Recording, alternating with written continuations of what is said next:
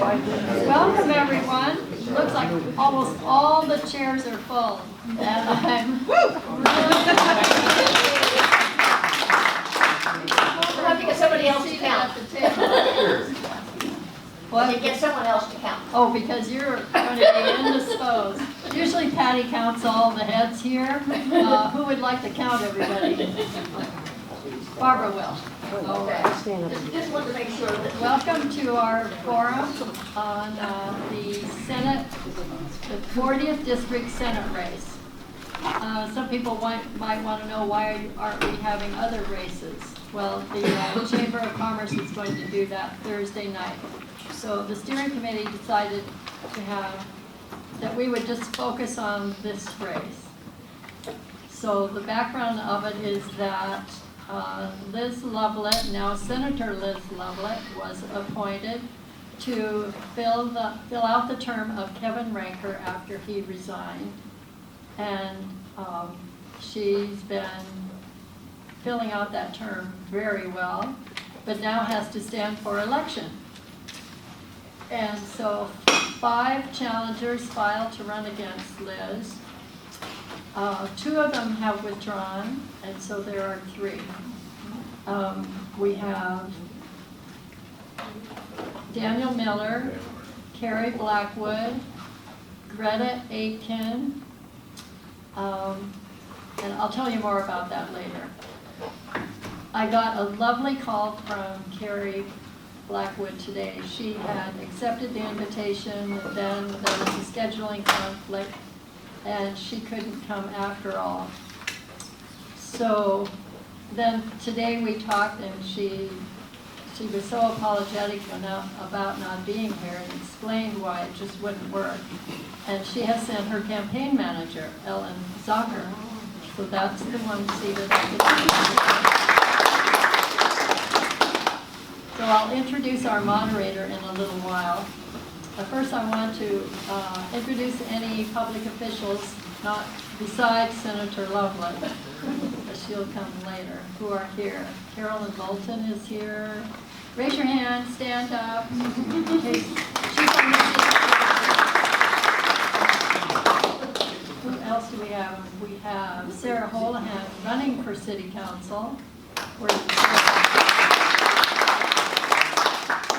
And party officials, we have Jeff Mount, who's the chair of. Anybody I've missed? I guess not.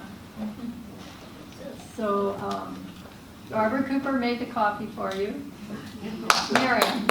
Does a PCO from Whatcom County count here? Coming a long way, yeah. Stand up, Marion. Marion Padilla from Bellingham. Yes.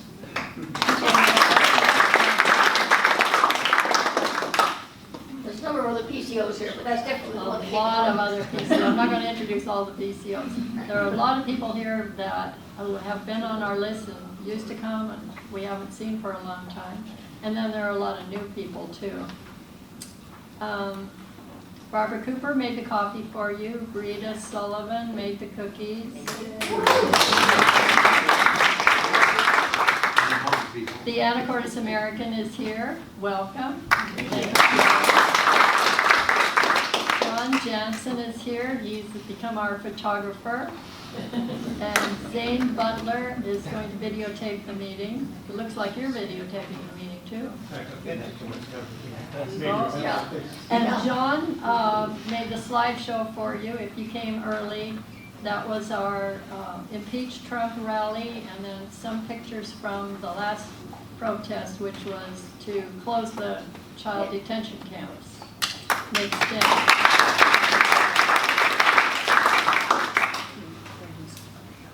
What? Oh, Brandon Stone from the Skagit Valley Herald is here too. I didn't know who that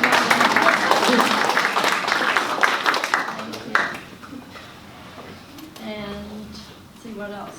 Then we're going to have an announcement from Stephen Jones. Oh, first, right before that, I want to tell you that Alex Del Rosario, the Northwest field organizer for Washington State Democrats, is leading a canvas, like she did in April.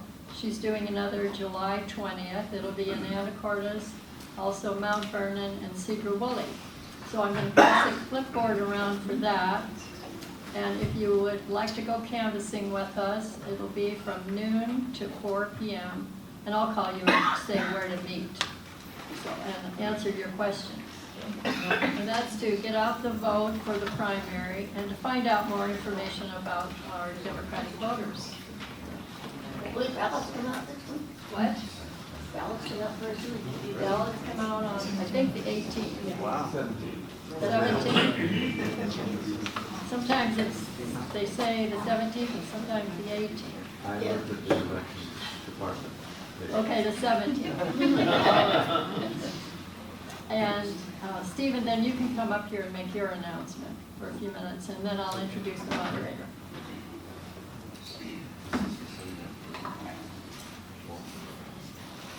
Has anyone here heard of Meaningful Movies?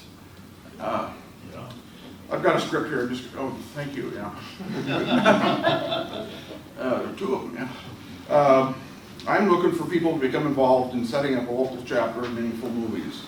So what is Meaningful Movies? It's a group founded by Rick Turner, who died in 2016 from complications related to leukemia. It's now run by his widow, Diane Turner, who is also currently having medical issues. And Ann Miller is currently, who is the acting manager, is covering for Diane. But anyway, Meaningful Movies Project is a nonprofit organization that assists neighborhoods, groups, and individuals organize, educate, and advocate using the power of social justice, documentary film, and relevant conversation to build positive and meaningful community and a more just and peaceful world. They have a really great website. I'd encourage you to take a look at it. It's a nonprofit 501c3. Meaningful Movies has a lot of movies available on a lot of topics that I would categorize as progressive in their focus and reflective of what I consider to be the values of the Democratic Party. Meaningful Movies has a PDF document on their website that lists the movies they have available. This document is 54 pages long. The majority of these movies you cannot see on Netflix or other platforms. There's a tremendous amount of documentaries and films that are made that never really make it to general distribution and are difficult for various reasons to see. But anyway, to get this going, I need a core group of 4 or 5 people to perform various tasks related to this effort. Screening movies, arranging for screening rights, finding venues, bringing snacks, and facilitating after movie discussions are just some of the responsibilities involved in doing this. So what does Meaningful Movies offer that is better than Netflix? This verbiage I'm going to read is from Diane Turner. Diane's a really neat lady, but anyway, a lot of the films, most of the films they show are not available on Netflix. Many of the films are made by local independent filmmakers and are not associated with the film distributor. For example, Trickle Downtown, about homelessness in Seattle, and many more. Oftentimes, Meaningful Movies events have guest speakers who are knowledgeable about the topic of the film and can provide more up-to-date information about the topic and provide information about concrete actions people can take. The guest speakers usually work for a volunteer with organizations that are working on the topic. A Meaningful Movie attendee might be moved to become more engaged by signing up to volunteer with that group. Knowing that there are organizations working to improve various issues is one way to provide hope to people. The organizations see Meaningful Movies as a wonderful platform for them to spread the word about their organizations to people who may not know about them. I certainly didn't know about the organizations Beavers Northwest, and Beavers Northwest is about beavers, just to clarify. An environmental thing. It's really, I better not digress, but anyway. Grandmothers Against Gun Violence, for example. Until I heard a representative speak at our film events, you didn't know about that either. Anyway, meeting face-to-face at your neighborhood Meaningful Movies venue can help build a stronger sense of community. Our events not only provide educational opportunities, but social opportunities as well. This helps to decrease isolation and loneliness a number of people are feeling these days. And it can be emotionally hard to watch some of the films by yourself. By watching with others, we can hold the issue together and hopefully better process the sadness regarding the topic. So, would anybody like to help with this regard? I have a sheet in the back. You can sign up. You can tap me on the back. You can yell at me. You can email me. You can call me. Anyway, that's all.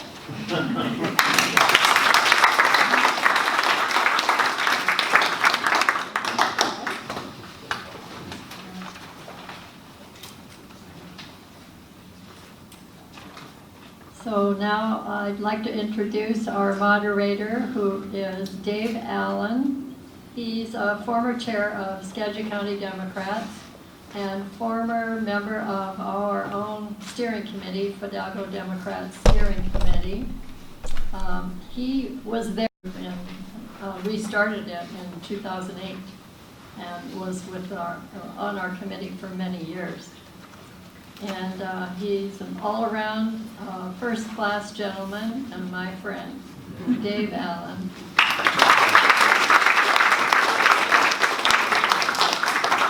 Well, thank you, Doreen. I'm so honored to be moderator tonight. I go a long ways back with this organization, as Corrine said. I remember meetings as early as 2004 in a different format, and then I was on the steering committee for many years. I'm so proud of this organization and everything that has become. You've done so many wonderful programs. You're part of the vitality of our democratic conversation in this community and further. And so I really want to compliment you all. Thank you for the opportunity to be here tonight. Yes, I'm going to be your moderator tonight. I'm going to try and keep you from throwing things at these good people here. I'm delighted that we have two of the actual candidates for this office here, Liz and Dan, and that we have Carrie Blackwood, represented by her campaign manager, Ellen Zocker. And so you're going to meet all of them in turn. Corrine is absolutely right. I looked up the webpage on the elections department this morning, and 6 candidates initially filed for the 1-year unexpired term of recently retired Senator Kevin Ranker.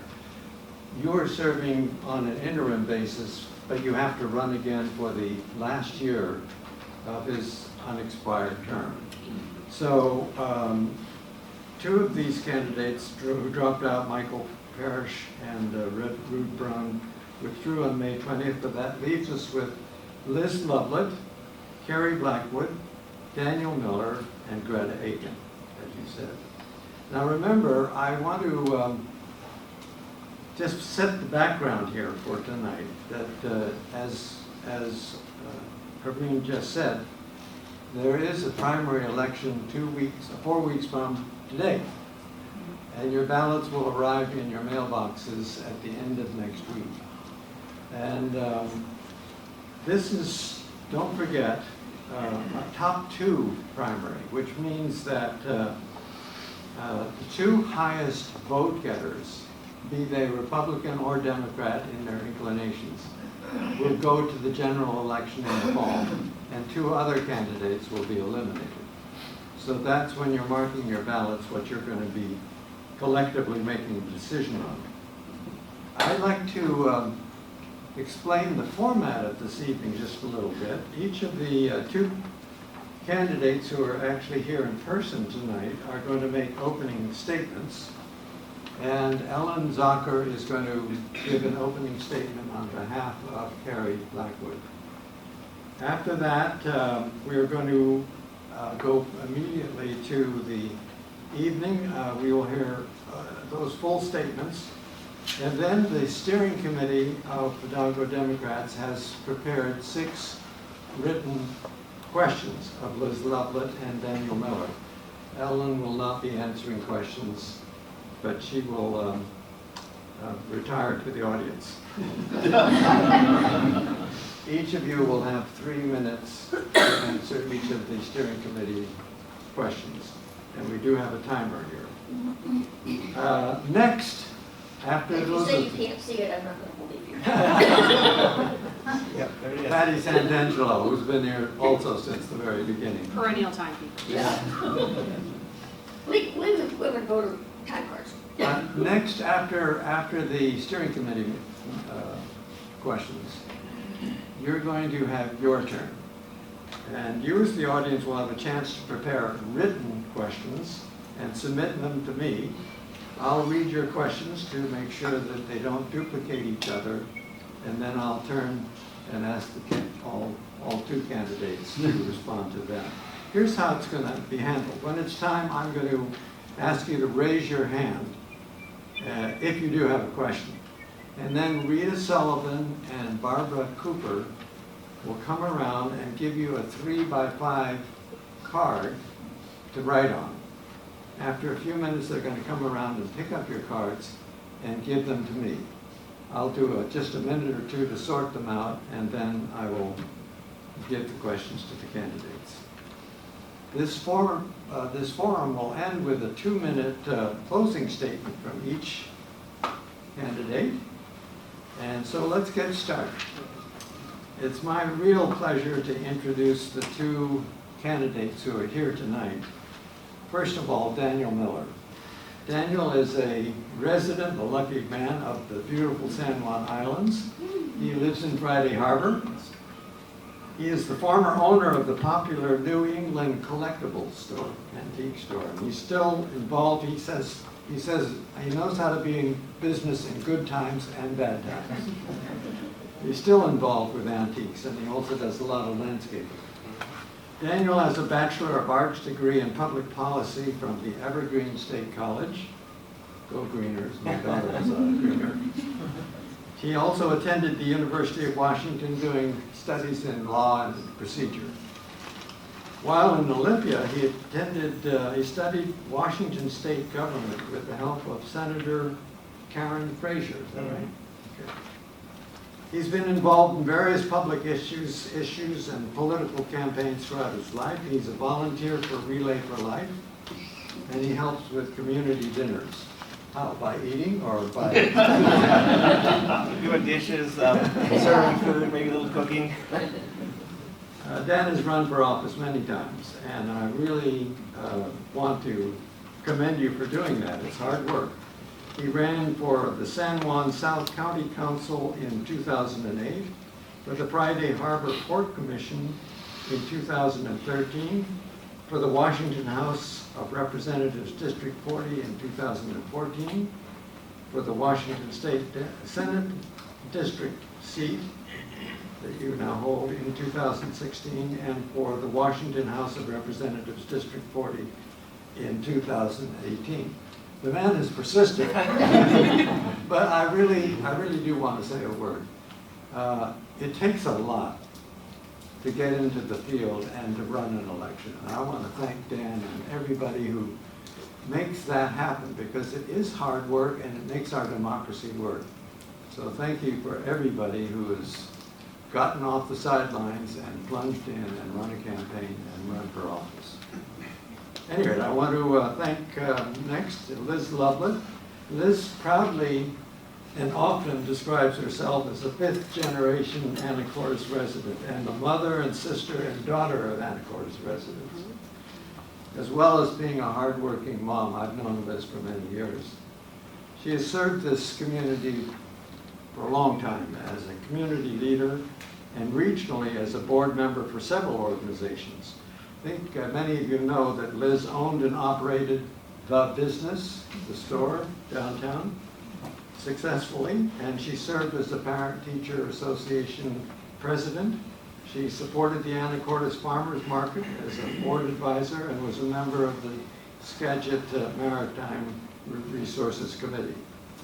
She was first elected to the Anacortes City Council in 2013. I was with you on the night that you were elected.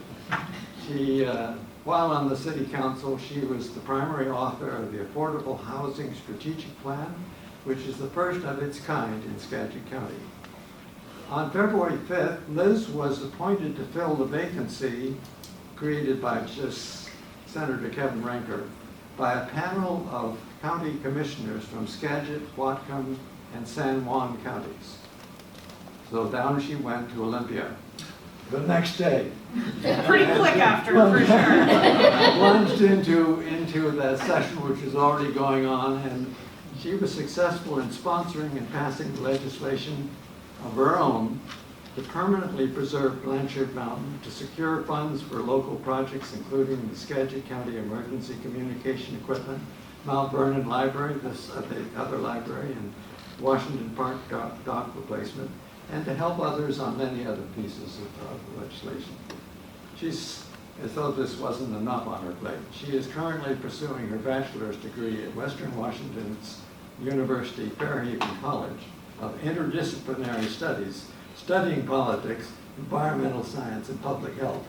Got enough to do? Oh, you know. Well, a warm welcome to you both, and a warm welcome now to Ellen Zocker, campaign manager for Carrie Blackwood, who is first going to introduce the candidate herself, and then give a statement, and that will be the first of our opening statements. Do I do that up there No, or here? just ignore. Whichever. Your choice. Hello, can you hear me? Very well. Hi everyone, my name's Ellen. I'm Carrie's campaign manager. On behalf of Carrie, I'd like to thank you all for being here tonight and thank the Fidalgo Democrats for organizing this event. Carrie's really sorry she can't be here. Unfortunately, she had a conflict that we couldn't reschedule. But she looks forward to future opportunities to engage with you all on issues of importance to the 40th, including this Thursday's Anacortes Chamber of Commerce Forum, which I think is at 5:30 at City Hall.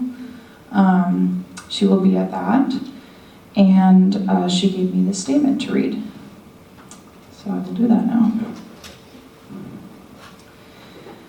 My life began with my deaf-mute father watching for Border Patrol as my mother, in labor, swam across the Rio Grande toward opportunity.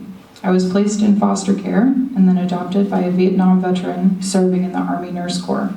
In youth, I battled drug addiction, dropped out of school, fought deep depression, and with the help of my family and community, I became a lawyer as part of my journey towards bringing a voice to the silenced. For over 2 decades, I have organized, negotiated, marched, and advocated for equity and social justice, including 20 years representing labor unions, nonprofits, small businesses, governmental entities, and employees regarding workplace law, dispute resolution, and labor relations. Effective representation is lifelong work that I will never back away from, and my drive to amplify the voices of our community is my primary motivation for seeking this elected position. It is an act of love. I believe we can build strength from the bottom up. My story and the stories I carry with me are what motivate me to run for office. It is imperative that we populate the legislature with the diverse perspectives of the members of our district. A richness of lived experiences fill our legislative spaces with passion. I fundamentally understand that quality legislation is not possible without a seat at the table for traditionally underrepresented groups. I'm running because too many are suffering in the midst of abundance and prosperity. We need progressive champions to break through the status quo. I will press for restructuring our regressive tax system, fully funding education, bold climate action, workers' rights, criminal justice reform, healthcare for all, and tackling the housing crisis. I'm inspired by the passion and civic engagement I see in this community, and I hope I can earn your vote. I will be the tireless advocate the 40th District deserves. Thank you. Thank you very much.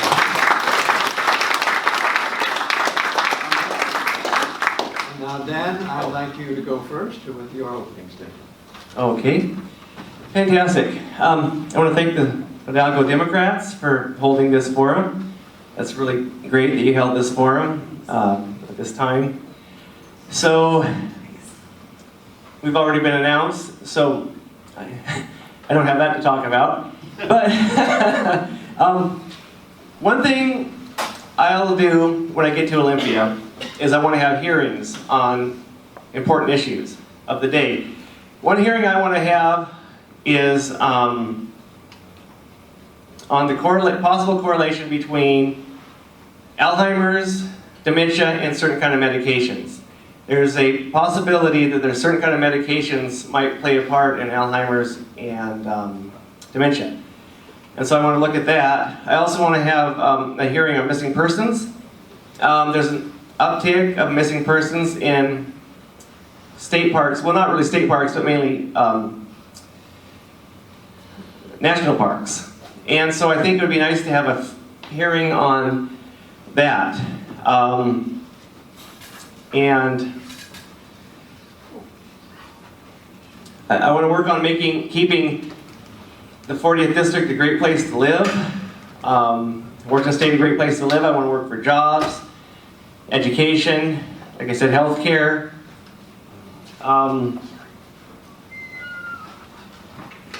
Whether it's the law that never was or shenanigans in Olympia, I think we really need legislators and senators to go down there and discuss and bring up important issues, and so you hold your hearings and discuss these important issues, and then of course vote on important issues.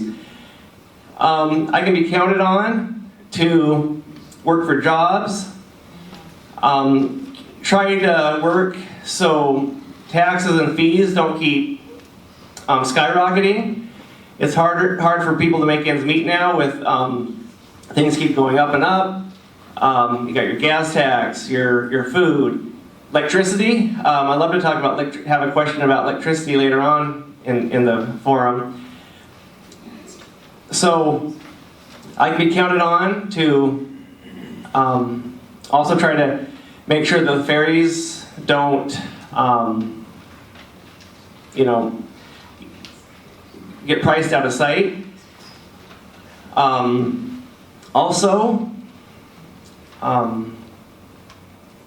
Anyways, it's almost over, but please ask some important questions along the way. I think anyways, I'm very tired tonight, but during the questions I'll do better. Thank you. All right.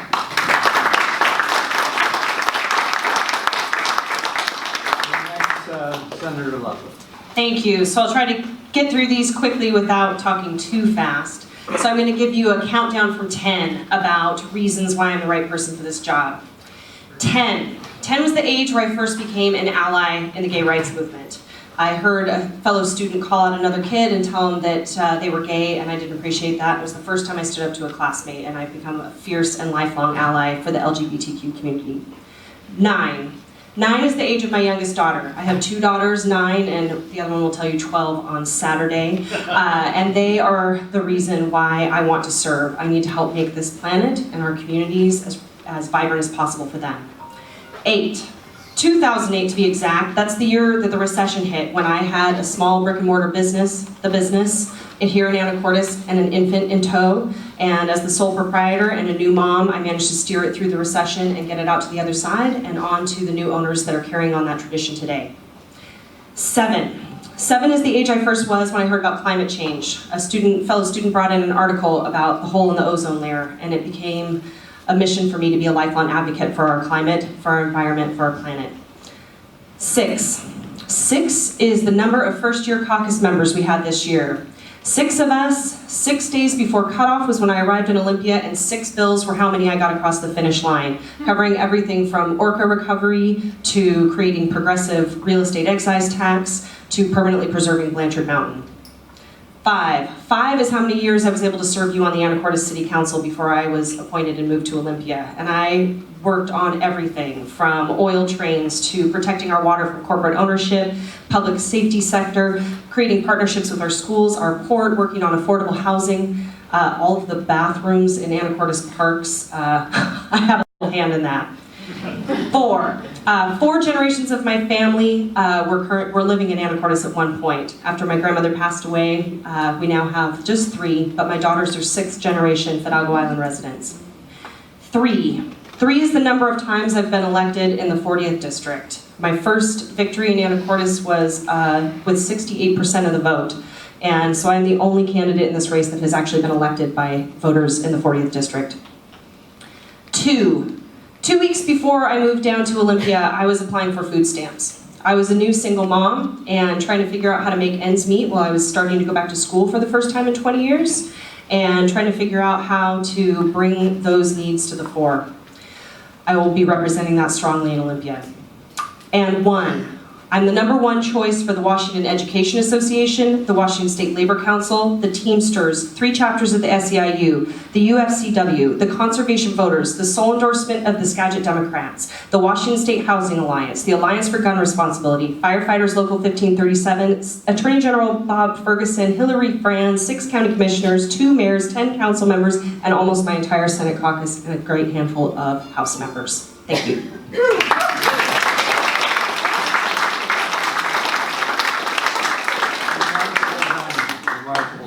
Thank you both so much for your opening statement and for Carrie's. We're now going to start with 6 questions that have been carefully submitted by the steering committee of Fidalgo Democrats. And I am going to ask these to both candidates. First, I'll alternate in giving one of you the first turn and the other the first turn, so that's the way it will go. So first to you, Mr. Miller. Okay. What specific experiences have you had that prepares you for public service, including life experience? Fantastic. So, while I was a student at Evergreen State College, I studied Washington State government with Senator Karen Frazier. She was a Democrat down there in the Olympia area. I also studied government finance, governing Puget Sound. It's not called Puget Sound anymore. Now it's called the Salish Sea. I'm a lifelong resident of the 40th District. I grew up in the San Juans, but I've also spent time, like I say, in Olympia and Los Angeles. While in California, I worked on several different political issues with Republicans and Democrats. And so, plus I had a business. I know how to manage a business in good times and bad. Once I get down to Olympia, I know how to navigate through there in Olympia. I've been to hearings on the Hill. And so I have a lot of good experience that way. I've run before. I won a primary at Evergreen State College and the University of Washington. I picked up skills that will help me as I conduct my business down there in Olympia. I want to bring a lot of issues to the forefront. I'm concerned about the people here in the 40th District, and one thing I can be counted on is not to just raise taxes willy-nilly. Like I said before, from the law that never was to shenanigans in Olympia, I think we need legislators down there that will discuss certain issues. And this notion that the possibility of certain medications cause Alzheimer's, I think we need to study on that. And then, of course, the missing persons in state parks and national parks. I know national parks is more of a federal issue, but I think we could still have a hearing down there on Olympia. There is a lot of people disappearing in national parks.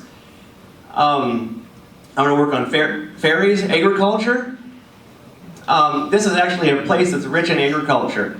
We've got berries, we've got bulbs, we've got cheeses, that's not really agriculture, but still cheeses, wines.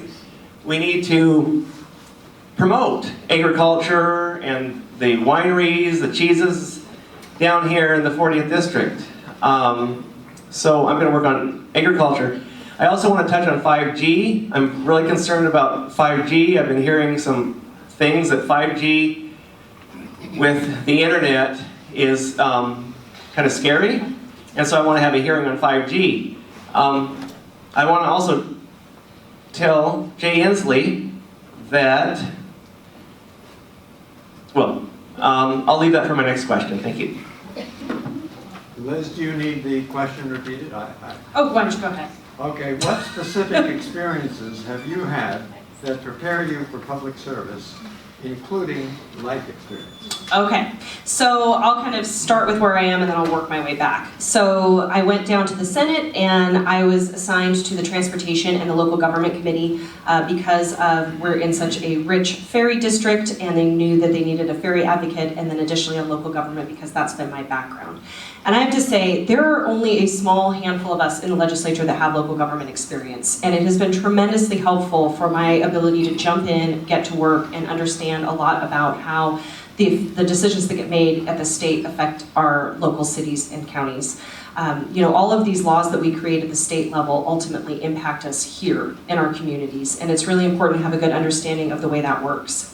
So in the 5 years that I was on the city council, I was on a number of council committees, parks, public works, I was on the depot master planning, the port city liaison, and then I saw a real intrinsic need to go deeper on affordable housing. So I worked to create an affordable housing and community resources committee, and from that work, that's how we were able to get our strategic plan. Additionally, I was able to spend a lot of time on our comprehensive plan, figuring out how to envision what the Anacortes of 20 years from now is going to look like, and really digging in deep around those environmental and housing policies. Additionally, I was a small business owner, so things like the B&O tax are very near and dear to my heart. I spent a lot of time trying to figure out how to have a brick and mortar business in the rising age of Amazon and music downloads, and that was a really tough transition, especially once the recession hit. And being able to navigate through those kinds of bad times, keep your employees on board, and make sure that your bills get paid is really challenging, and I feel like that prepared me for a lot of tough budget decisions. And then I would say one of the other things that I think is one of the most critical life experiences that I've had is being a working mom. We have never been a family with money. We have always been in the paycheck to paycheck world. And that viewpoint is drastically underrepresented at the legislature. There are very few people who have that lived experience. Some of them certainly had it as children, some of them have had it as adults, but it's the exception, not the rule. It takes a lot of money to be in politics. It takes a lot of money to make campaigns happen. And there's a reason why lower income people are rarely in the legislature. My experiences that I've had with the application process that goes with DSHS, whether it's on the health side, the food side, has prepared me to go deep with DSHS and figure out how to reform that system so that instead of a cliff for people to fall off of when they start making 25 cents more an hour, they have a ramp that they can instead slowly ramp down their services. So I think that important is incredibly relevant, or that viewpoint is incredibly relevant. I'm the second youngest mom in Senate history. There are only 3 of us in the Senate that are under 40. And I think that we need to continue to encourage young people to run for office and have that seat at the table. Thank you very much.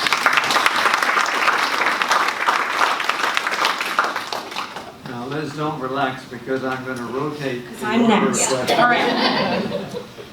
The second time, I'm going to ask. Michael Ask goes next. Right. I don't get to make notes this time. So I'll start with you, Liz. What is the role of corporate money in politics, including your own campaign donation policy? All right, boy. So I think that Citizens United is pretty much the worst, it's up there with being one of the worst Supreme Court decisions of all time. When we decided that corporations were people and they were able to buy and sell elections and create a platform where rich people can continue to own political positions, we made a grievous, just a terrible mistake. For my own campaign, the majority of my donations have been from individual people and then PACs. So this last session, I was proud to support a bill that increased the transparency when money transfers from one PAC to the other. Most of the PACs are coming out of labor organizations because I've had such a tremendous amount of labor support throughout my campaign. There is a very small, let's see, I haven't had any donations from other, one company up in Bellingham has contributed, but I'm expected to raise $275,000. I'm gonna say that again, $275,000. My first city council race, I had to raise $5. And when you don't come from money, that's gonna be an uphill battle the entire way. So right now, I'm trying to get everything together to be able to send out my mailer and just working hard at the doors and earning people's vote. So That's the short answer. I definitely took a no fossil fuel money pledge, even though I have always been proud to carry the support of the United Steelworkers. Thank you. And shall I repeat the question? Sure, that'd be Okay. great. What is the role of corporate money in politics, including your own campaign donation policy? I mean, that's really tricky. What's the role of corporate money? I mean, politicians, mainly on the Democrat-Republican side, they do take corporate money. I'm sure a lot of the presidential candidates are taking corporate money. I guess it depends on what corporation you want to take money from.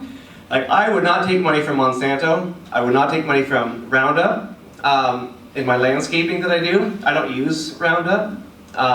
Some of my customers wanted me to use Roundup and they gave me less work. So I think you need to think about corporate responsibility. So there's some corporations I would take money from and some corporations I would not take money from. With Monsanto and Roundup, I've heard that it actually gets in cereals, wheats and stuff. They put it on farms. And so it just depends, I take it on a case-by-case basis. I wouldn't want to take, but I think there's too much reliance on money. I think it depends, it has to do with, is the candidate good, is the candidate not good? So money is really tricky. It takes money, but we need it when we get into Olympia, whether I win or the other people win. I think we just need to, think about corporate responsibility,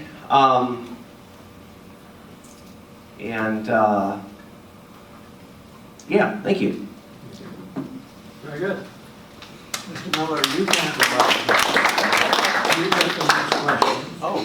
And the question is, what should the government's role be in healthcare? Easy question. What should their role be in healthcare? Government's role. Government's role in healthcare. I mean, that's really tricky also. Like, for instance, government, I don't think government should decide when you go to the doctor, when you don't go to the doctor, like in Canada. So, well, in Canada, sometimes if you need certain operations, the government determines when you get them. You can't just... Bullshit. That's bullshit? Okay. Okay. So let me should come from this way. Let's put it this way. I think people need access to health care, and if people can't afford health care, tax dollars should be available to those people. If people need a blood test or something, they should be able to get it. But at the same time, I don't support the socialized medicine schemes. I probably get a lot of rotten tomatoes. I hope this doesn't lose any of your votes. I wasn't really supportive of... I don't really want government involved in your health care. I think your health care, is very personal, and the government shouldn't decide when you get a procedure or when you shouldn't get a procedure. I just say that the role would be to provide tax dollars to people that really need it. Although you can get, there is an emergency room, walk-in clinics, you can go in there. So I come from a philosophy, I'm not really a tax and spender. Once I get to Olympia, I don't want to just keep raising taxes, raising fees. I want to look for money that's there to be used. So I didn't support Obamacare. And I don't really support government intrusion into medicine. Thank you. Same question. Yeah, so personal story. A couple years ago when I was trying to figure out whether or not my daughters qualified for Apple Health, they adjusted my self-employment income by a single penny, and it was the difference between my kids qualifying for healthcare or not. That is a real problem for people. I was really proud during this session to be able to vote on both the pathway to universal health care bill and to vote in support of Cascadia Care, which was the move that the Senate Democrats made to expand the public option so that people who were in between being able to qualify for Medicare and Medicaid and who were able to get insurance through the private market had a state health program to fall back on. We used to have a basic health care for adults in Washington State, and unfortunately, during the recession, they had to roll back so many programs that protected people, both on the health care, the behavioral and mental health, and we're still trying to backfill from that time. And it's incredibly challenging because we had, in the meantime, the McCleary decision, other huge funding programs that were absolutely critical to put together. But I think absolutely, healthcare is a human basic right. I believe absolutely that reproductive health care is health care and that women should have absolute access, and I think that should just happen in the doctor's office, not in a clinic where they have to go through a picket line and get spit at and have stuff thrown at them because that's where they are in their lives. So yeah, healthcare is a basic right. I will continue to support a pathway towards universal healthcare. I think it is absolutely imperative.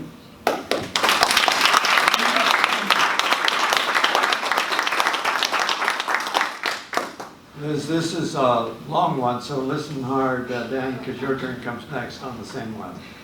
Given all the competitive interest for water in the Skagit watershed, agriculture, industry, urban growth, salmon, county wells, and public use, how do you balance those needs in a time of climate change and drought? So water policy is something I feel very passionate about, and probably all of you know that we had a capital budget that got held up a couple of years ago because of the Hearst decision, and Skagit County was ultimately left out of that. So there's a task force working right now on figuring out how that needs to work moving forward. My understanding is that there is a great number, several hundred people in, a little further upriver that were able to get relief from the permanent exempt well situation that was unfolding in parts of Skagit County. So we have some real long-term water planning issues to solve. And Anacortes has an incredibly crucial role to play in that as the largest water purveyor in the county. We have 55 million gallons of uninterruptible water right, which we're not utilizing currently. And we have another, I think, 20 million gallons of interruptible water rights. We have an agricultural community that is largely underserved because of the service area boundaries that were restricted in the city of Anacortes, and the PUD does not have the infrastructure to pipe the water out to.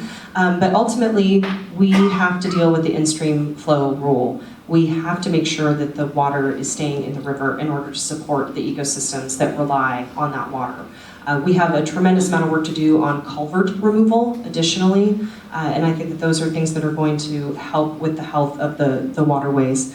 I've spent time talking to the Swinomish tribe, I have spent time talking to the agricultural community, I have been on the Public Works Committee in Anacortes for over 5 years where we've been talking about this. And one of the things that I think is incredibly influential that we rarely talk about is the role of the refineries. The refineries are more than 50% of the total draw of all of the water that gets used in the city of Anacortes. So the analogy that I heard was that all of the municipalities, and we cover Oak Harbor, NAS Woodby, La Conner, parts of South Fidalgo Island and Anacortes, in addition to the Swinomish Reservation. And they're getting bounced around on the back of a truck, and the refineries are the truck. And so we have to figure out how to change and modernize our water system in order to make sure that as the needs of the refineries change, if they're able to invest in water reclamation in a way that makes their usage go down, the city is insulated from those changes so that people aren't having to pay an exorbitant amount of money for water. So there's a lot of challenges out there, but I also think that there's a lot of very deep thinkers working on this issue, and I'm open to suggestions, but I think that ultimately we need to make sure that we're not adding any new impacts to the river, and we need to figure out how to get service to the people that currently don't have it.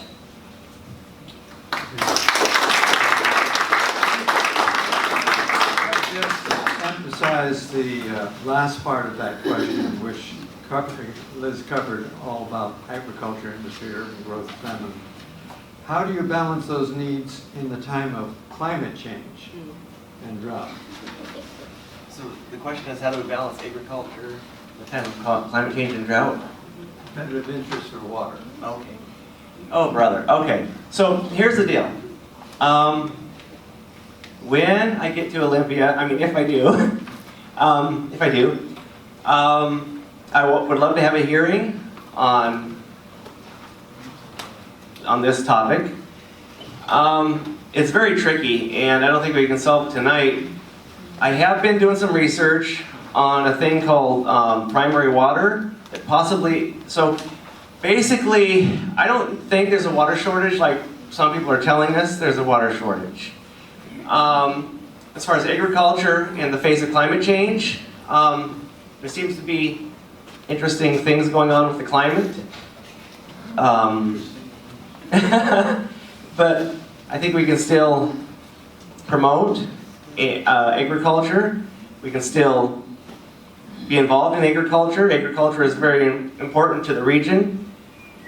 I'm going to go out on a limb since we're talking about climate change and say what I wanted to say to Governor Inslee. Governor Inslee, he's running for president of the United States of America and to the Republic. And he is, his biggest issue right now is climate change. Now, climate change is very complex. And I might get a lot of Rotten Tomatoes, but there's things going on in climate change that they don't say in the newspapers or on TV. There's, you can find out about what's happening with climate change if you do some research. You know, things are going on in Yale, things are going on in Harvard, down there in San Francisco. What's the college in San Francisco? Why am I forgetting it? Berkeley, right. Berkeley, of course, famous Berkeley. Who can forget Berkeley? I shouldn't forget Berkeley. I'm sure there's people in this room from Berkeley, I'm sure. So there's geoengineering programs. Dane Wigington, who lives in Shasta, brings these up.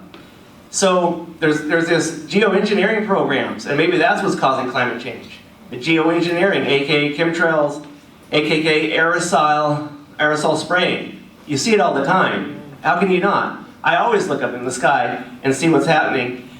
They say that they're spraying barium, strontium, metal particulates, and that's one of the things that's causing Alzheimer's and dementia too. And I want to say, hey, Jay Inslee, why aren't you telling the truth about climate change? Why are you just saying it's fossil fuels? Why are you saying it's just engines? What about the spraying? What about the spraying that's going on, you know, behind the scenes? Let's find out what's really happening. Down there, Ken Caldara from Stanford and another fellow from Harvard are really involved in this. And so let's blow the top of it. Let's just blow it off. Thank you. But you're lucky, because the next question is to you. Okay. And it gives you a chance to talk further on the subject. Regarding climate change, what specific proposals do you support to address it? Okay, so I'm going to get a lot of Rotten Tomatoes. I apologize. Tomatoes are going to be stacking up tonight. Climate change, proposals. I support a free country. I don't support oppressive regimes and programs that they want to do in the name of climate change.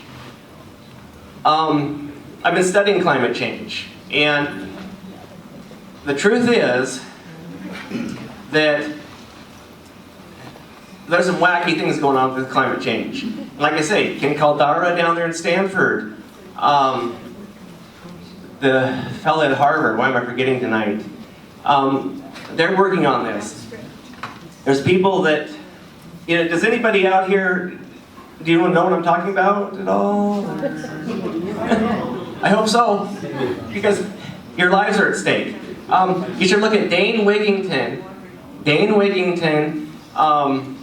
Geoengineering Watch. He's down there in Shasta, and he's worked for the United States government.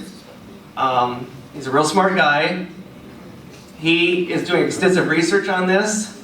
I went to a conference down there in Los Angeles for 3 days.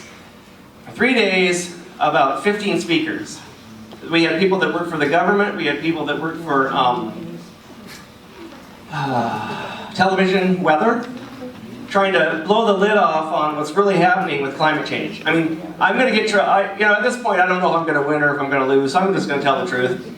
What's going on with climate change, what Jay Inslee wants to do with climate change is just all BS. Completely bullshit.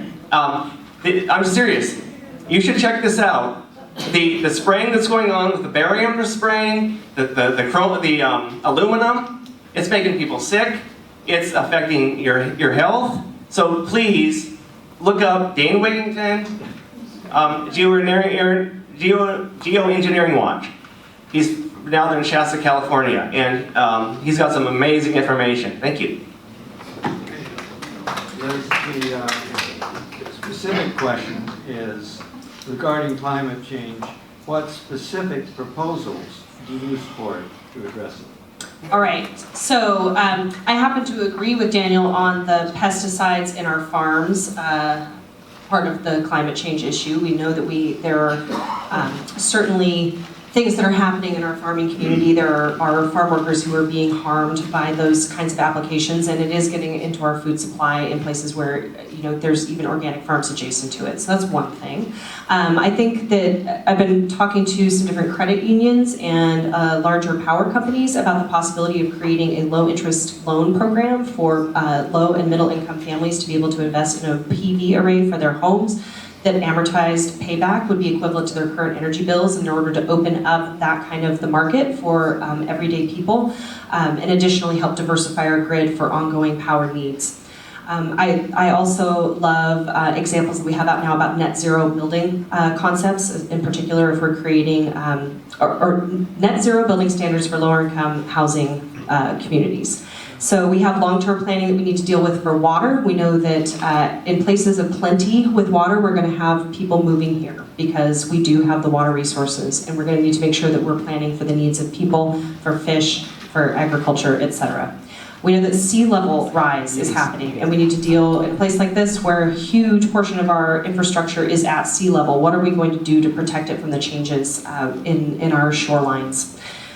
We have one of my favorite things, waste reclamation, one of the least sexy but most important topics. How do we reduce our plastic waste? How do we know in an uncertain recycling future with our relationship that we have where China had taken our recycling for years and years and years and now is not, how do we create domestic markets for secondary use on those products?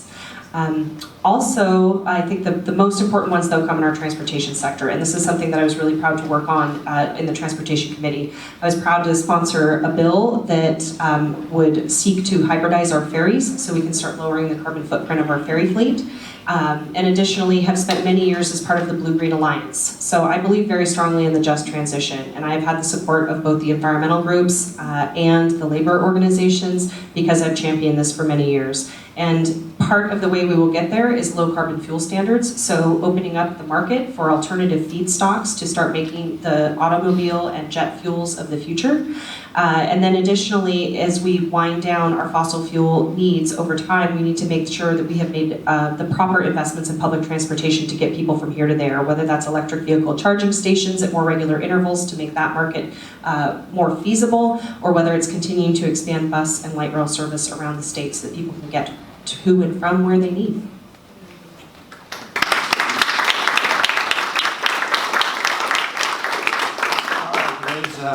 Now the last question from the steering committee tonight. All right. Gives you another chance. So describe the most difficult problem you ever solved.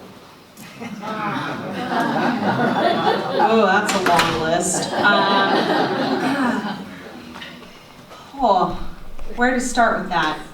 I think that one of the most challenging things that you see, particularly at the legislature, is a huge amount of competing needs for resources. And so when I have these meetings that come back to back in 15-minute intervals all day long, and every group who comes in has an absolutely legitimate need, and you can't fund them all, that is honestly pretty devastating on the daily. When you have a group of retirees come in that hasn't had a COLA, a cost of living adjustment on their pension in 10 years, and you can't provide that for them, it breaks your heart.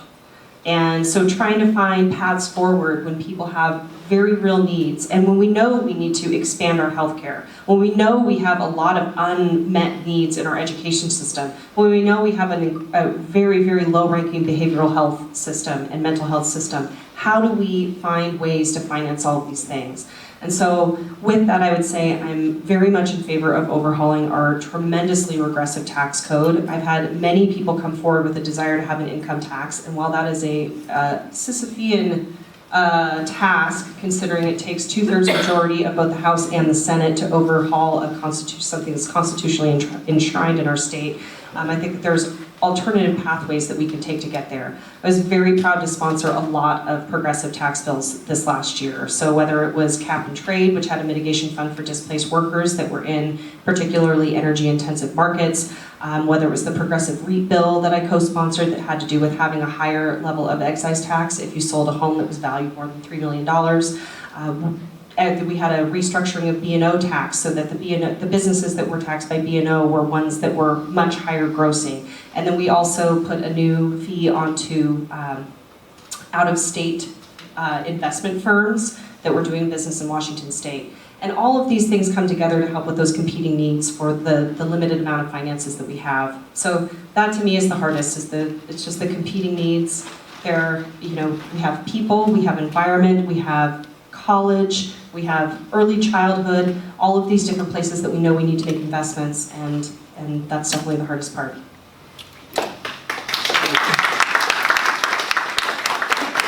What was the most difficult problem you ever solved? Wow. I mean, I've had several most difficult problems. That's really hard to say, the most difficult problem.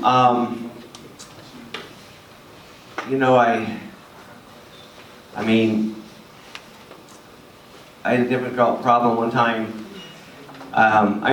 It might be fun to say, one of my hobbies is songwriting, and I was, trying to get some songs recorded. It was, luckily I got some, but it was kind of difficult to get that off the ground and finding the person to do it. I did sing a little bit, but I had this other person sing a lot better on one of the CDs. A difficult problem.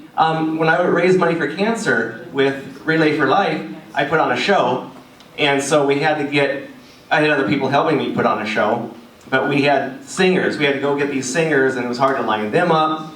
We had to get snacks, we had to get all kind of things, we had to charge money. It was really difficult to pull this off, because we also had some actors come and do some theater, and it was just a variety show. And so we were able to raise money for cancer. I'm not saying a lot, but some money for cancer with Relay for Life. So that's difficult.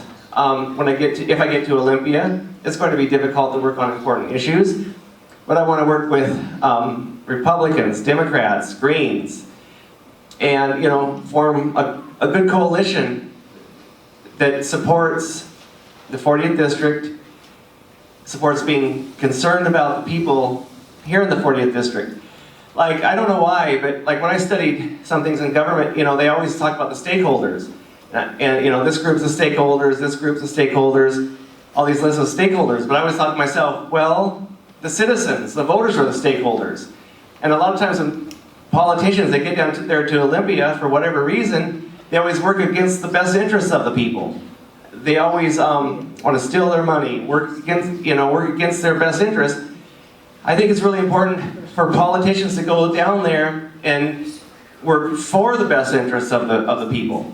Now I know it's really hard to do that. You've got all these government agencies, corporations, politicians above you. But I think once we get down there, we can work for the people, whether you're Democrat, Republican, or Green, and not always work against the people. Thank you. Thank you very much. Now comes your turn. And this is going to be a time of a little bit of a break for both of you. You've been through it. But we're going to ask for the following procedure. We want written questions from you tonight. And so I want everybody in this room who has a question of these two candidates to raise your hand. when the time comes. And Barbara Cooper and Rita Sullivan will come around with these 3x5 cards. And you have pens for people tonight? They're all written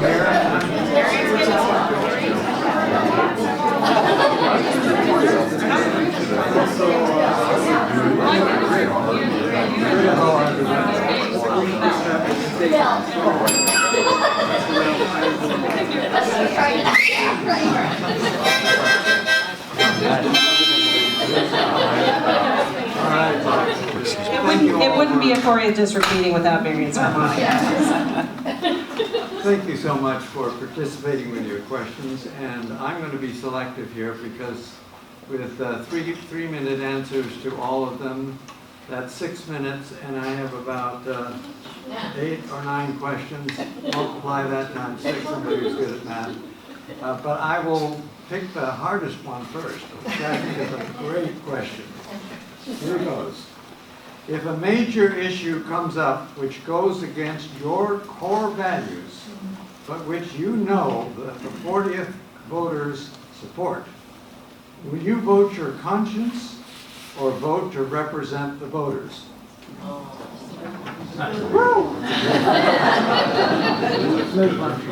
Yeah, that's one that is really, you can try to say in the hypothetical how you would or would not do something, but it so depends on what the issue is. Are we talking about a natural disaster needing to get emergency funding released? Are we talking about a health crisis? Personally, you know, I think it's, what's the order on House of Cards? Vote your conscience, vote your district, no surprises. And that third one really comes into play when you're dealing with your caucus. Because there's a whole lot of trying to figure out if there's a path forward for bills or if there's not. Personally, I have to say, vote my conscience.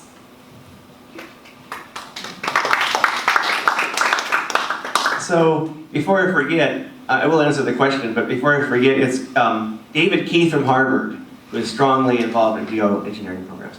Okay, so yes, I'd like to vote my conscience. But, and I believe I'll vote my conscience. But of course, I realize you're not there.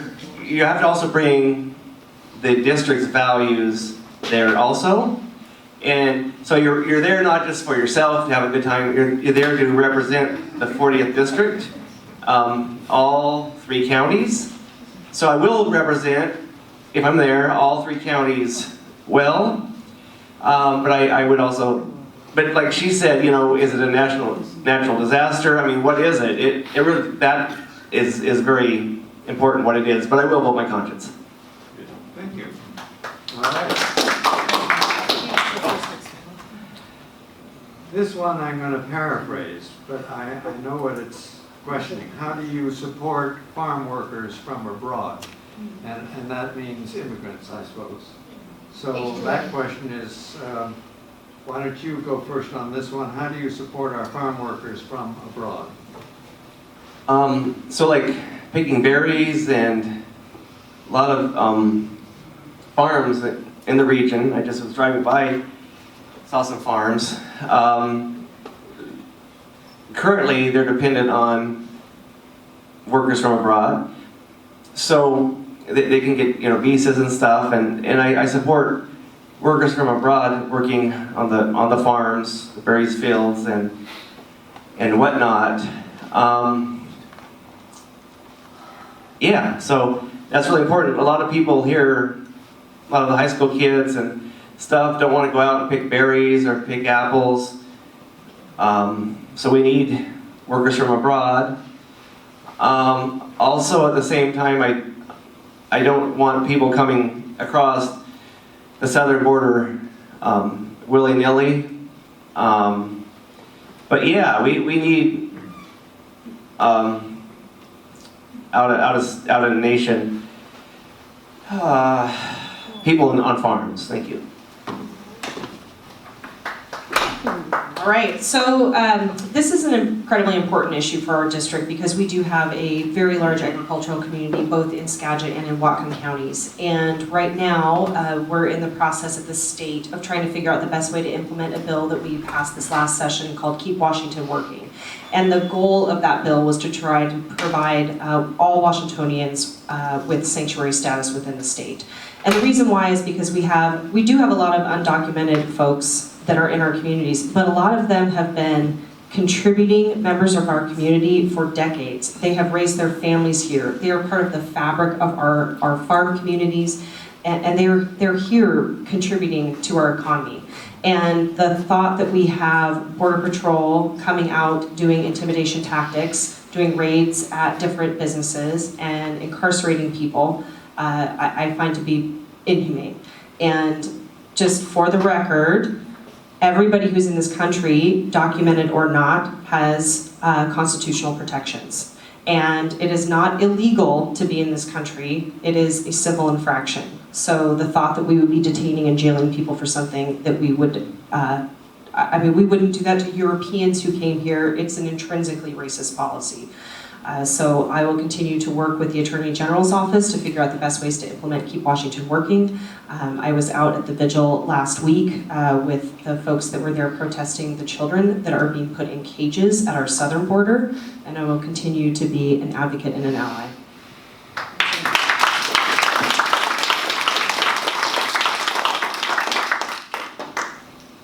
This question covers high-speed internet access. And the question is posed this way: what have you done, and then what will you do, underlined will, to facilitate statewide high-speed internet access?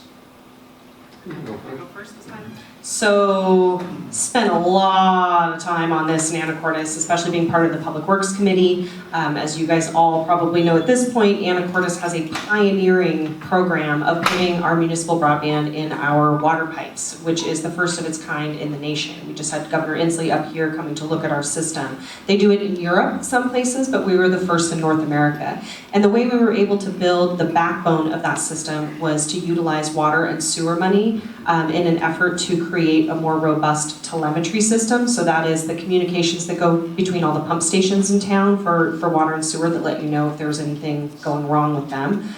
Built the backbone. Now from there's the opportunity to lease out dark fiber to other entities. There's the opportunity to build out a municipal broadband network that is publicly owned utility by the people of Anacortes. And I think that model is tremendous. And I think that we have the opportunity to utilize the possibility of pairing it with utility projects, or what they call a dig once policy. That is, when you go to dig for another utility project, you put in a piece of conduit so that you have a path for your broadband to travel to create more opportunities.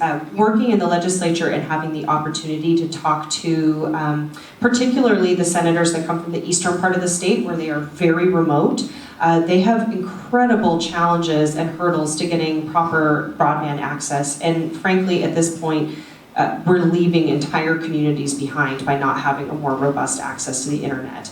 Additionally, it provides opportunities for jobs and employment. You certainly couldn't locate most industries in a town that doesn't have broadband access. You have no opportunity to have remote employees. You have no opportunities for home-based businesses. So I think the state has right now there's a task force going on headed up by Senator Wellman, working through the governor's office to find a better path forward for our most rural and underserved areas to find better broadband access. And after watching how that has unfolded in Anacortes and the potentials that opens up for our community, I am absolutely passionately supportive of that.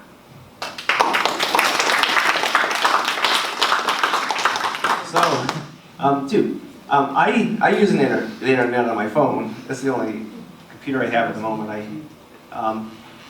You need, everyone here, I'm sure, uses a computer. So we need good broadband, yes. We need good internet service, whether it's doing eBay or communicating with friends. It's very important to have access to high-speed internet, but it's very tricky too. And so one of the things I would like to do is have a hearing in Olympia on this. I want to also included in the hearing about 5G. Apparently, there's some weird things happening with 5G, and we need to get to the bottom of that. So, what's that? It's very, you don't want me to tell you? It's a huge deal, which I can talk to you afterwards, but yeah, that's fine. I just want to mention 5G, and then we can talk about it afterwards. So, and then like up there in Friday Harbor, where I'm from, you know, Apalco got into the internet business, and that's a big boondoggle, and prices are going up for the local people, and a lot of people weren't happy that Apalco got into the internet business. So, you know, it's very complicated, and you know, who gets into the internet business and who doesn't. Apalco should have stayed out of the internet business. But yeah, I support high-speed internet.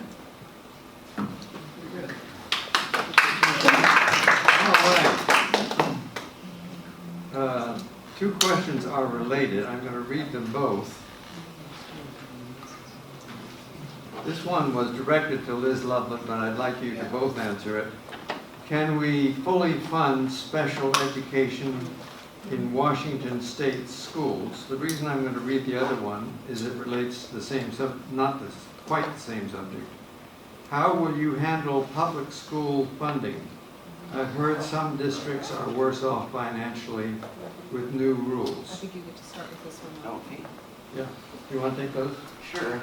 So, education is very important.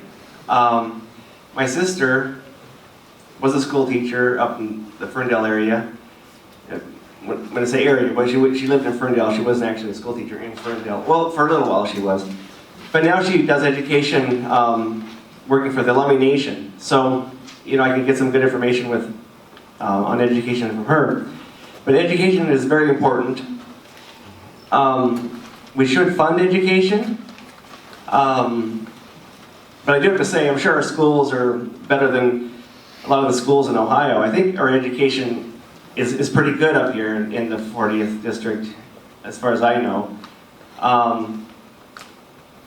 But I don't want to overburden taxpayers with having to reach in their pockets and pour more money out every year. We can't overtax the citizens of the Washington State. Like I say, gas is going up, milk, bread, everything's going up. They say there's no inflation. Well, there actually is inflation. Actually is inflation. So I think we should just live within our means with education. We should fund special ed. Special ed is very important, and we should fund that. If I get to Olympia, I want to look for, seriously, spend time looking for money, hidden money, lost money, finding money that we can use on education. We had the McCleary decision, so by law, you know, the Supreme Court, we were supposed to fully fund it anyways, and so I don't want to keep, you know, I don't want to overtax and overburden the citizens of Washington State. I think there's mismanagement with funds in schools, you know, so thank you. So I'll kind of approach it from a couple different layers. So this year we did a levy fix for a majority of the school districts in Washington State. However, of the 30 districts that were left out of that levy fix, quite a number of them are in the 40th district. So that includes Anacortes, all of the San Juan school districts, and some others. And so right now, I'm working again with Senator Wellman, who's the chair of the Education Committee, and Drew Hansen, I'm hoping to loop in from the House side to figure out a narrowly crafted bill that will incorporate the opportunity for school districts who have a willingness of their voting public to have a higher levy rate, the opportunity to do that. I think that the voters should have the opportunity to put additional investments in their school districts if they want. That doesn't cost any more money from the state, and it doesn't cost any more money that the local residents don't want to provide. And, you know, I had my heart broken recently when a program that's very near and dear to my heart, since I've spent about 20 years off and on working as an after-school art instructor with the Anacortes School District, that the cultural ed director position had been eliminated. And so that was my direct supervisor, my dear friend, and so she won't have that role anymore. And part of that is because there are looming budget cuts that are coming because of the being left out from that levy fix. So that's something that I'll be working on over the course of the interim, laying the groundwork to be able to figure out a fix to the fix, as it were. And then one of the things that exacerbates that, and getting back to the special ed question, is that the districts in the 40th have a higher than average level of kids that have special needs or independent education plans because we have such a lovely quality of life. The pace is a little slower. I heard this particularly out in the San Juans, that while most school districts can have a population of students with special needs around 3 to 4%, out in the San Juans, some of those schools have 15% and more.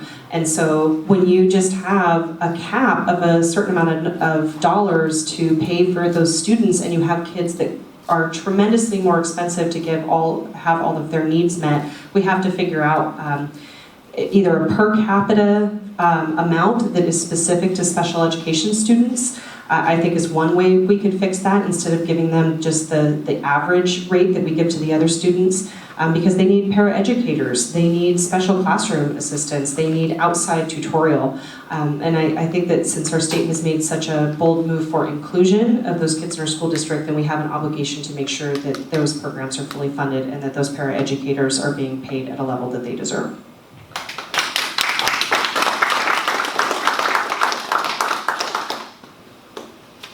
Anybody else just dying to ask a question?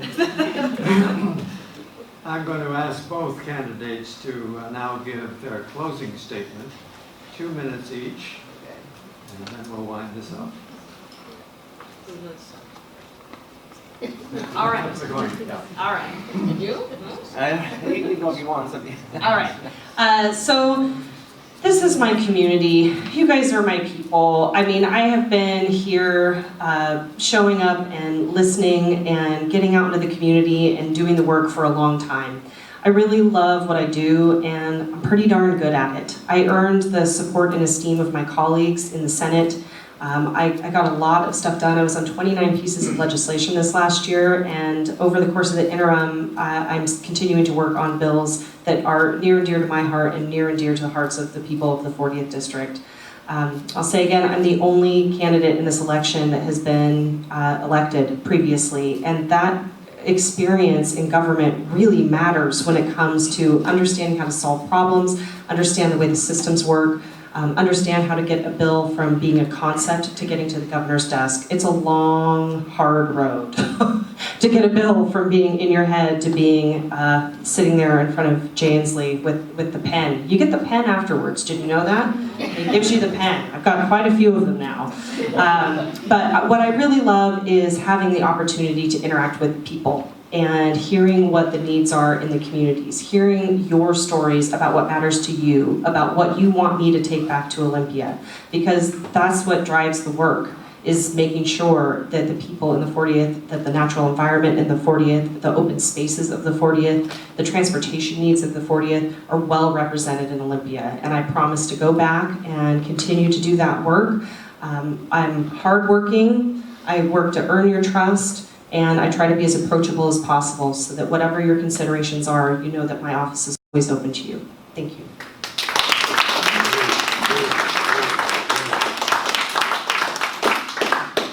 So, once again, I'm Daniel Miller, running for state senator in a special election for 1 year. You know, you can kind of see how I do. If you don't like, if I did get elected, if you don't like what I do, you can oust me in 2020. I'm going to try to represent each island, each district well. You know, San Juan's, Skagit, and Whatcom. Each has its own issues and is very diverse and very important. We've got fishing, agriculture, many things. And so I want to represent it well. And people are welcome to come down there. You know, I want to have hearings and include citizens from the 40th district. Like, when I want to have a hearing on medications and Alzheimer's, I want to have people from the University of Washington, from the medical communities in Olympia and Seattle, and also Evergreen State College professors. And then I want to invite people down there from the 40th district to tell their experiences. So I want to include the people in the 40th district. I can be counted on to try to keep taxes down, try to keep fees down, you know, make sure that the 40th district remains a livable place. We need to keep jobs coming through. We need to, you know, just look at the economy. The economy is very important, and jobs are very important. Thank you. I'd like to have a round of applause for both of our candidates tonight.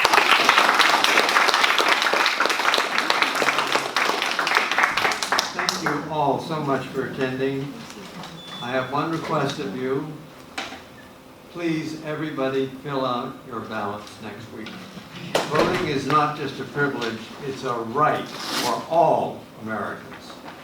So, good night and thank you.